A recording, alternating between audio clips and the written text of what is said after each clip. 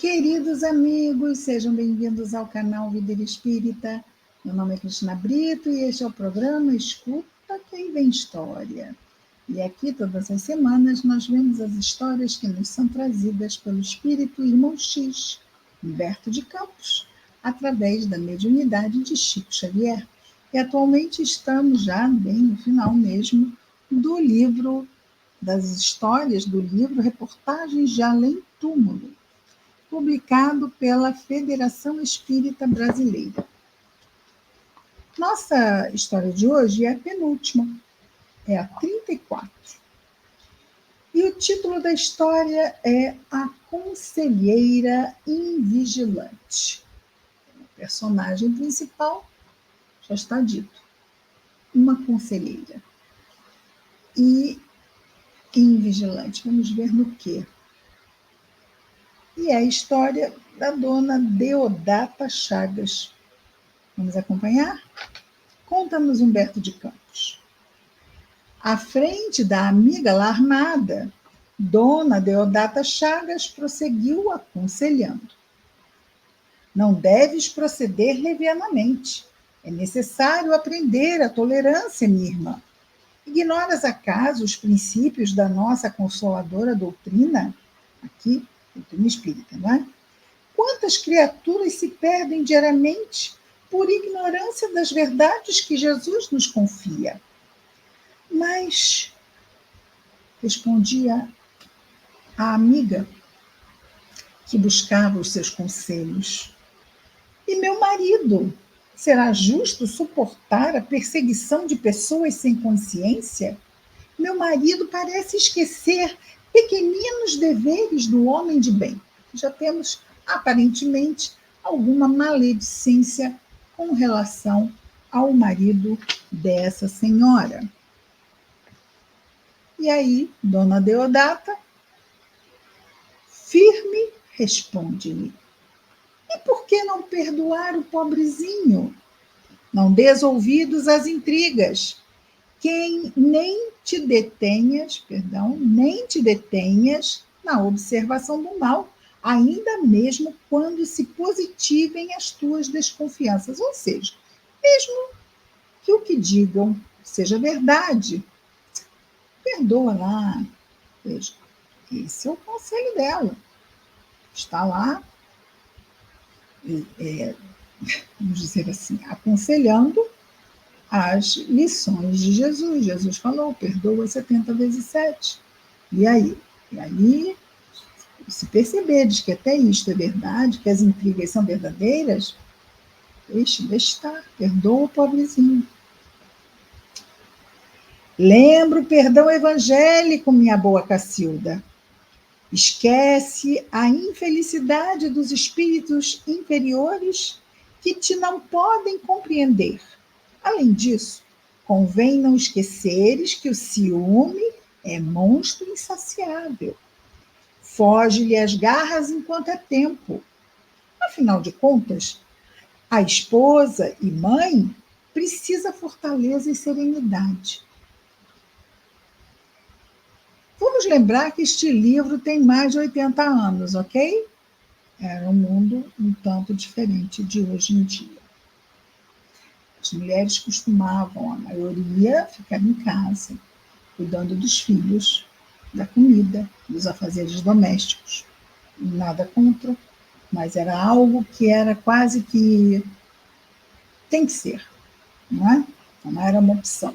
As mulheres podem optar o que quiserem, até isto, mas opção. Naquela época, a opção era tem que, né?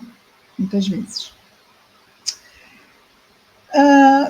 A ouvinte, no caso a dona Cacilda, não é? Estava ali conversando com a dona Deodata. A ouvinte enxugava o pranto copioso, mostrava-se mais calma e despedia-se, resignada, recebendo novos apelos da amiga solícita. Deodata era sempre assim. Dona de maravilhosos recursos verbais, tinha imensa facilidade para dar conselhos. Ninguém conseguia ausentar-se de sua porta sem um punhado de palavras de bom ânimo. Era interessante observar, porém, que seu espírito se revelava sumamente despreocupado do próprio lar. Os filhos menores viviam habitualmente a gandaia, na farra, sem qualquer expressão de vigilância materna. Ela, como mãe, Dona Cacilda, nunca examinou o problema de seus costumes dos filhos, conversações e companhias. O esposo, Edmundo Chagas, homem do comércio, chegava a casa a horas determinadas do dia, a almoçar. Era muito comum, né? Os maridos iam almoçar em casa. Mas, não raro, ao almoço, Dona Deodata permanecia na sala de visitas a esboçar orientações para as amigas desesperadas. Germana, não posso compreender-te a exaltação descabida. Não te deixes dominar tanto assim. E a amiga, Germana, dizia: e os filhos, Deodata? São eles o motivo de meus sofrimentos invariáveis. Nos tempos de hoje, raríssimos filhos consideram deveres, poucos se dispõem a obedecer.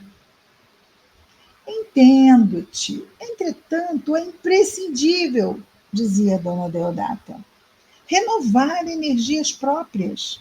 Ninguém se entregará à dor sem prejuízos graves. Reanima-te. Que isso? Enquanto a amiga soluçava, prosseguia traçando diretrizes, demonstrando valor e superioridade. E a fé? Onde colocastes os ensinamentos recebidos? O chefe da casa, o senhor Chagas, também era comum chamar-se chefe da casa. Era a dona de casa, o chefe da casa. O chefe da casa, após consultar a mesa deserta, ou seja, não havia almoço, onde se não reconhecia o mínimo sinal do almoço, observava neurastênico, nervoso, a conversa amistosa da sala. Enterrava o chapéu na cabeça, sim, naquela época os homens já usavam todos chapéu, e voltava à rua, encaminhando-se para a pensão da esquina próxima. As pensões sempre vendiam almoço, não é?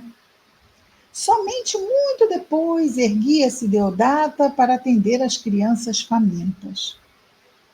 À noite, frequentemente, de regresso ao lar, ansioso de aconchego doméstico, o chefe da família encontrava a mesma cena, embora a modificação da personagem, ou seja, a amiga que conversava com a dona Deodata já era outra. A esposa continuava aconselhando. Dona Lisota, a vida pede a sua compreensão e boa vontade. Desaprovo a sua atitude de inconformação aos desígnios do Eterno. Dessa vez era uma velhinha de cabelos brancos, que respondia chorando: nunca esperei, no entanto, por isso. Meu único amigo morreu. Os filhos desprezam-me. Os parentes relegaram-me ao abandono. Todavia, dizia Deodata, é preciso revelar coragem na luta.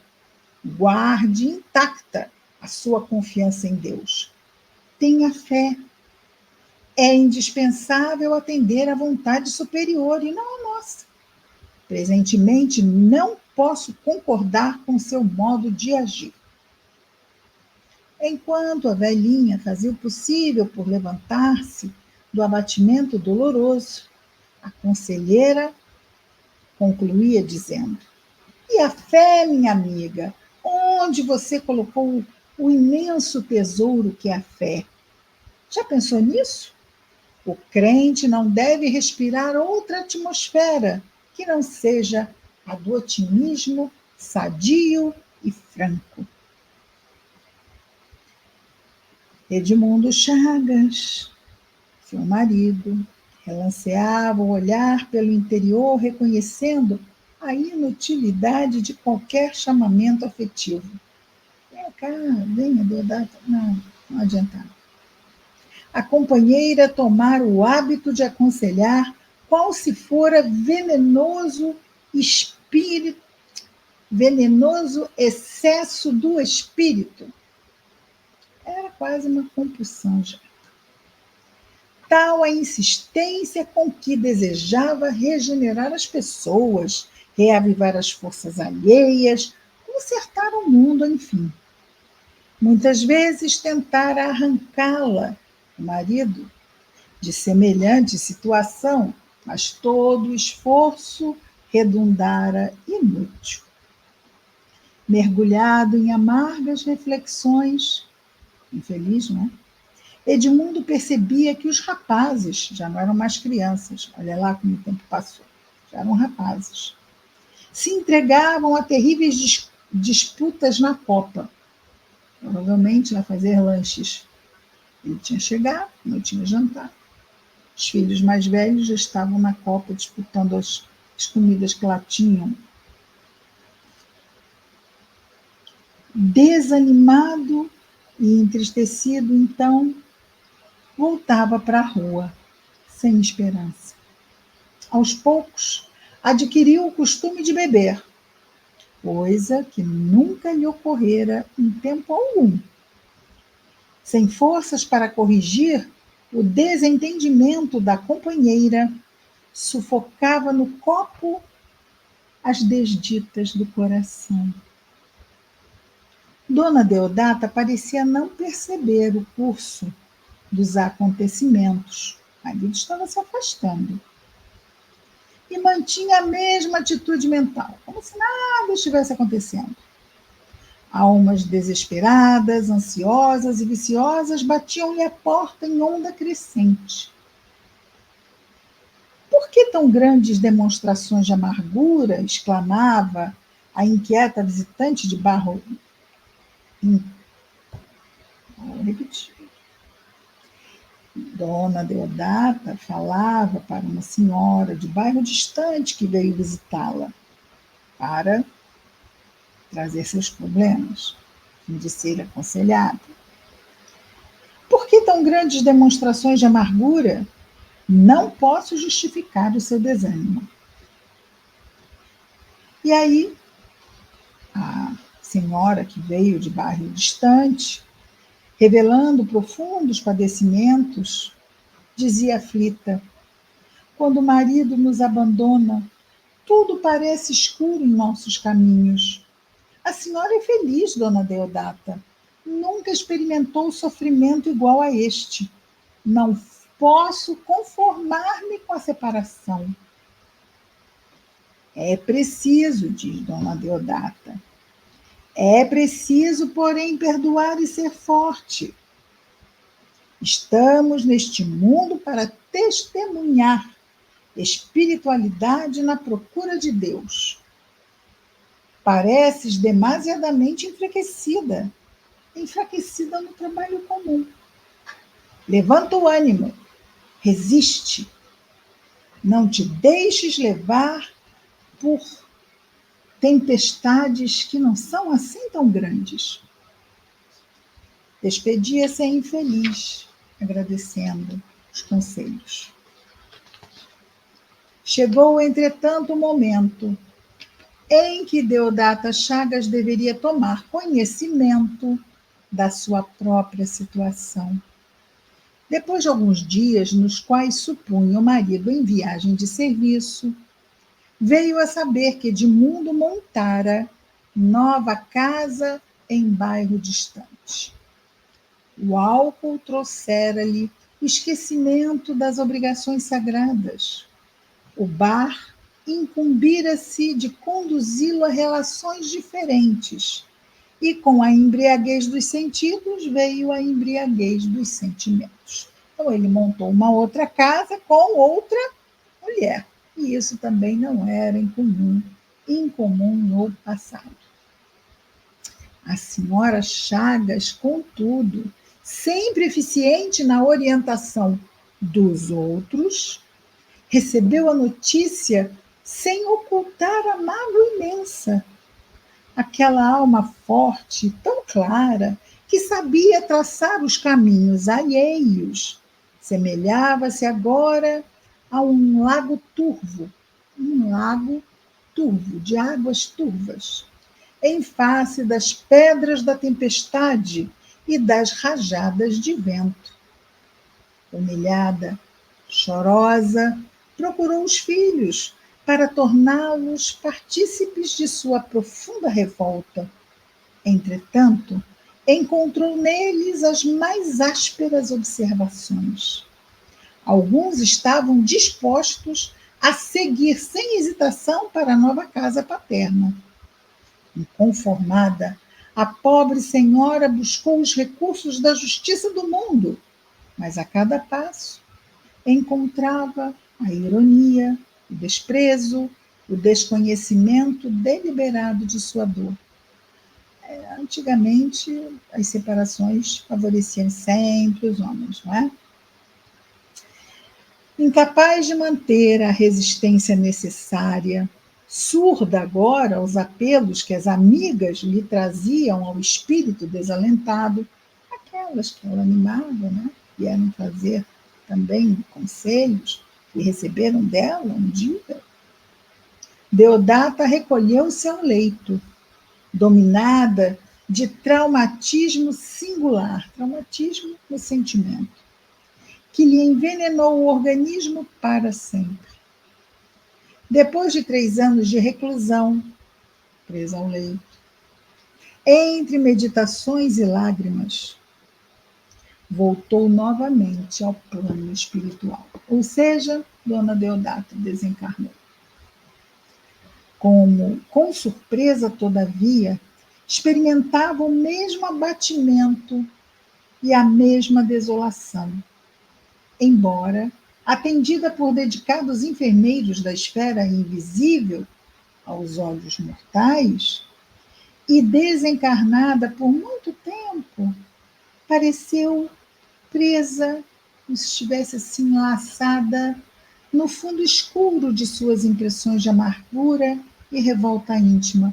Ela não via os tarefeiros do mundo espiritual. Estava ali presa nas suas dores.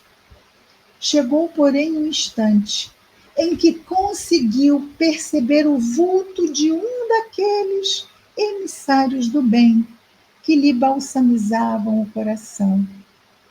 Extenuada de angústia, no conflito consigo mesma, a pobre criatura ajoelhou-se e rogou ansiosa: ó mensageiro de Deus, explicai-me por piedade a razão de minhas enormes desditas. Sinto-me cansada, oprimida. Por que a dolorosa tragédia que me destruiu o destino cheio de esperanças?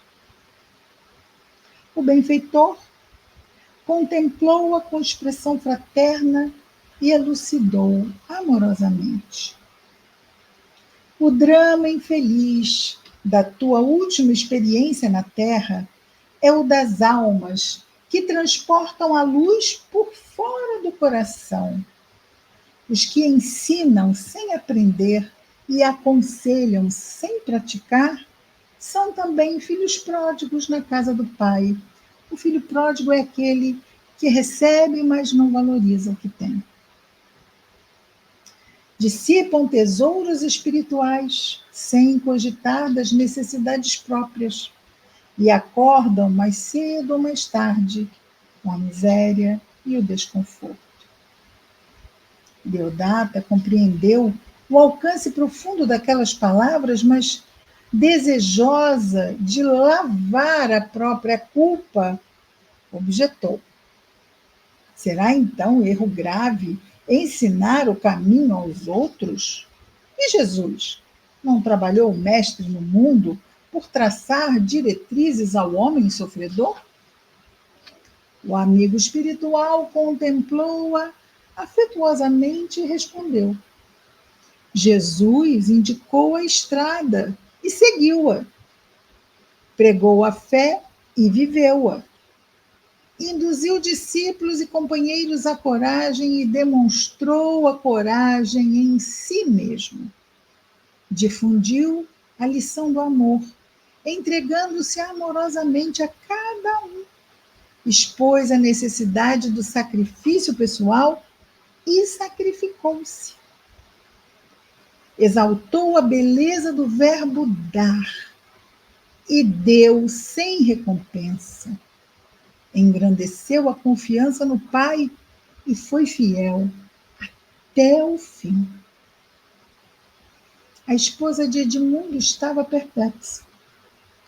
E quando se esforçou por emitir observação nova, o sábio interlocutor sorriu carinhosamente e concluiu: renova o padrão de esperança em Jesus Cristo e não argumentes com a verdade. O campo continua repleto de trabalho e continuamos ricos de possibilidades. Realmente, não constitui erro indicar o caminho ao que se desviou, porque o benefício é sempre um tesouro para quem o recebe, com sabedoria. Mas, quanto a nós mesmos, é sempre perigoso aconselhar os outros antes de havermos aconselhado a nós próprios. Sim, grande verdade. Ficamos hoje com a história da dona Deodata Chagas, que aconselhou muito, mas manteve-se distraída com a própria vida. Que Jesus nos ajude a estarmos atentos à nossa, estendendo a nossa ajuda sempre que for necessário, mas sem perdermos de vista as nossas primeiras obrigações, não é? É isso, queridos amigos. Semana que vem estaremos aqui com a nossa última história do nosso livro Reportagens de Além Túmulo, aqui no Escuta. Aí vem história. Até lá, muita paz a todos.